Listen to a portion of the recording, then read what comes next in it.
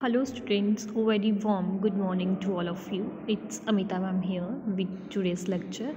So students, बेटा last lecture में हमने चैप्टर नंबर 6 की सेकंड गेम को कंप्लीट किया था, दैट इज़ योर कबड्डी. आज हम एक नई गेम को स्टार्ट करेंगे, दैट इज़ योर बैडमिंटन. अब हम सेम प्रोसीजर में सबसे पहला जो टॉपिक इसमें डिस्कस करेंगे that is your history of game badminton. तो जैसे हमने खो खो में और कबड्डी में हिस्टोरिकल बैकग्राउंड को डिस्कस किया था, जिसमें हमने rules, regulations, then federations, associations के बारे में डिस्कस किया था कि कब इन गेम्स की रूल्स बने, कब फ्रेम्ड हुए, कब एसोसिएशन फॉर्म्ड हुई और किन किन कंट्रीज़ ने इसमें पॉपुलैरिटी और डेवलपमेंट की है. सेम एज इट इज़ हम बैडमिंटन में भी यही चीज़ डिस्कस करेंगे. नौ, अगर हम हिस्ट्री की बात करें तो हमें पता है जो बैडमिंटन गेम है वो किसके साथ प्लेड होती है. एक आप इसमें क्या इक्विपमेंट यूज़ होते हैं, रैकेट, और दूसरा आपका शटल कॉक. दैट मीन्स कि शटल कॉक और रैकेट दोनों ही चीज़ों का यूज़ होता है जब हम बैडमिंटन गेम को प्ले करते हैं. और ये एक ऐसी गेम है जो रिसेंट ओरिजिन की है. दैट मीन्स कि इसकी पॉपुलैरिटी और डेवलपमेंट की बात करें तो एंशिएंट टाइम से ही इसको खेलते आ रहे हैं और ये रिसेंट ओरिजिन की एक गेम है. इसी के साथ अगर हम बैडमिंटन की बात करें तो बैडमिंटन को कौन पीपल खेलते थे एंशिएंट टाइम में, इस कौन कौन सी कंट्रीज़ इसको प्ले करती थी. एक आपकी ग्रीस होगी, इंडिया होगी और चाइना होगी. और ये लॉन्ग टाइम अगो से ही क्या करती हैं, बैडमिंटन गेम को प्ले करती आ रही हैं और इनका ओरिजिन भी इन्हीं कंट्रीज़ की वजह से हुआ है. और अगर हम इसकी रैप कॉन्सिडरेबल देखें तो जो डेवलपमेंट है उसका सारा का सारा क्रेडिट किसको जाता है, ग्रीस, इंडिया और चाइना को.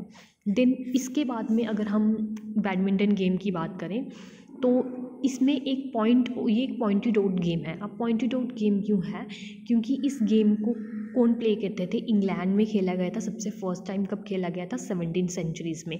और वहाँ से ही इसका नाम था from the place Badminton in Gloucestershire, England. यहाँ से इसका नाम लिया गया है. और अगर हम इस गेम की बात करें तो हम ये बोल सकते हैं कि इस जगह से ही बैडमिंटन गेम का नाम क्यों लिया गया है, क्योंकि ये होम कंट्री थी किसकी, ड्यूक ऑफ बियोफोर्ट की.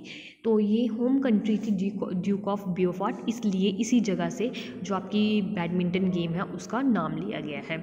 तो इसके साथ वहाँ पर एक ऐसा पोर्ट्रेट बना हुआ था यंग प्रिंस का, सुलोकोवस्की का, जो एक रॉयल फैमिली ऑफ पोलैंड से बिलोंग करते थे.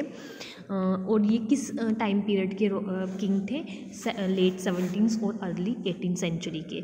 और इन्होंने इस तरह से पोर्ट्रेट में ये अपीयर थे कि इन्होंने एक रैकेट अपने हाथ में पकड़ा है और शटल कॉक के साथ ये क्या कर रहे हैं, बैडमिंटन गेम को प्ले कर रहे हैं. तो ये सब कहाँ पर विजिबल था, उस पोर्ट्रेट के अंदर. और वो इस तरह से अपीयर था कि सच में वो रॉयल प्रिंस क्या कर रहे हैं, बैडमिंटन गेम को प्ले कर रहे हैं. और कहाँ पर कर रहे हैं, यूरोप में और सम पार्ट्स ऑफ यूरोप में. देन जो पोर्ट्रेट था उसमें जो डिसिप थी वो किसकी थी, प्रिंस की थी. दैट मीन्स कि प्रिंस क्या कर रहे थे, सर्व कर रहे थे. दैट मीन्स कि प्रिंस शटलकॉक को अपने रैकेट से दूसरे ओपोनेंट के कोर्ट में थ्रो कर रहे थे. देन इसके बाद में ये तो हो गया कि कहाँ से डेवलपमेंट हुई, कहाँ से ओरिजिन हुआ. अब इसके बाद में जो बैडमिंटन गेम थी उसकी एसोसिएशंस बनी, उसको खेला गया. तो सबसे फर्स्ट टाइम जो बैडमिंटन गेम थी वो इंडिया में कहाँ खेली गई थी, पुणे में, जो कहाँ पर है, महाराष्ट्र. और 1870s में इसको खेला गया था. और इसके बाद में इसका नाम था वो बैडमिंटन रखा गया. दैट मीन्स कि इससे पहले इसको बैडमिंटन नहीं बोला जाता था, इसके पहले इसको क्या बोला जाता था, पूना बोला जाता था. और जो इसका पूना नाम था वो किस वजह से पड़ा गया था, popular city of India that is Pune, उसके नाम से इस गेम का नाम पड़ा गया था. बट इसका नाम चेंज कब हुआ, जब एक आर्मी ऑफिसर्स ने लीव किया फ्रॉम इंडिया से और उन्होंने 1873 में आउटसाइड द इंडिया जाके बैडमिंटन मैच को खेला. उसके बाद में जो इस गेम थी इसका नाम क्या पड़ गया, बैडमिंटन. देन अगर हम सारी की सारी कंट्रोवर्सी को लीव करें तो हमें पता है जो क्रेडिट है पॉपुलरेशन ऑफ द गेम बैडमिंटन वो किसको जाता है, इंग्लैंड को, क्योंकि यही एक ऐसी कंट्री थी जिसने सबसे फर्स्ट टाइम क्या किया था, badminton club at Bath England in 1873 में फॉर्म किया था। और लेटर ऑन इन्होंने ही क्या किया था, बैडमिंटन एसोसिएशन ऑफ इंग्लैंड भी फॉर्म की थी, जो किस ईयर में फॉर्म हुई थी, 1893 में। जब इन्होंने बाथ क्लब फॉर्म किया, एसोसिएशन फॉर्म की, उसके बाद में इन्होंने इंटरनेशनल बैडमिंटन फेडरेशन को भी फॉर्म किया। और जो वो फेडरेशन थी वो केम इनटू एग्जिस्टेंस में कब आई, 1934 में। फिर जब फेडरेशन फॉर्म्ड हुई तो वहाँ पर रूल्स बने, इन्होंने रूल्स फ्रेम किए, रूल्स और रेगुलेशंस बनाए किसके लिए, इंटरनेशनल मैचेस के लिए, क्योंकि जो फेडरेशन थी वो किसके लिए चल रही थी, इंटरनेशनल मैचेस की फेडरेशन थी, दैट मीन्स कि इंटरनेशनल लेवल की थी। तो तब जो रूल्स बने थे वो भी किसके लिए बने थे, इंटरनेशनल मैचेस के लिए।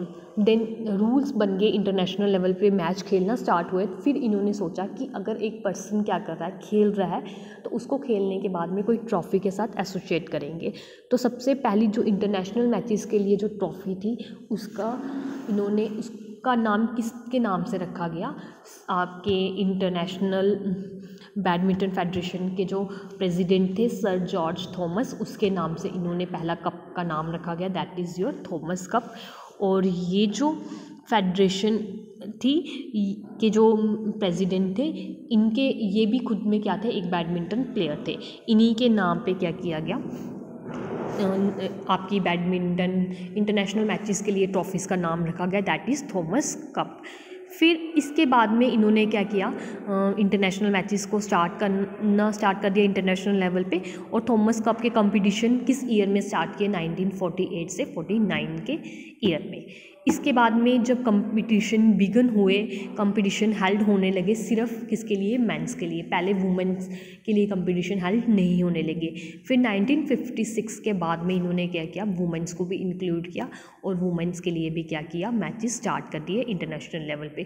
फिर वो जो इंटरनेशनल लेवल पे जो वुमेन्स के मैचेस थे उनके लिए इन्होंने क्या किया, अब्बर कप को एसोसिएट किया, दैट मीन्स कि अब्बर ट्रॉफ़ी या फिर आप ये बोल सकते हो अब्बर कप मिलते थे जो इंटरनेशनल लेवल पे वुमेन्स क्या करती थी, विन करती थी। देन ये तो हो गया नेशनल इंटरनेशनल लेवल पे मैन और वुमेन्स के लिए क्या क्या कप एसोसिएट किए। इसके बाद में इंडिया ने खुद के लिए एक एसोसिएशन फॉर्म की थी, that is in the year 1934 में। और इस एसोसिएशन को इन्होंने ऑर्गेनाइज़ किया था, ऑल इंडिया एक चैम्पियनशिप ऑर्गेनाइज़ की थी जो कहाँ पर हेल्ड हुई थी, कलकत्ता में। और सेम ईयर में इन द ईयर 1934 में ही इन्होंने क्या की थी, ये चैम्पियनशिप हेल्ड करवा थी।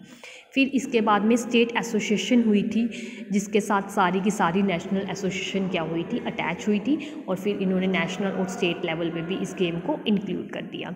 तो ये थी आपकी historical background of game badminton, जिसमें हमने कप्स के बारे में डिस्कस किया है और डिफरेंट और आपकी डिफरेंट फेडरेशंस के बारे में डिस्कस किया है।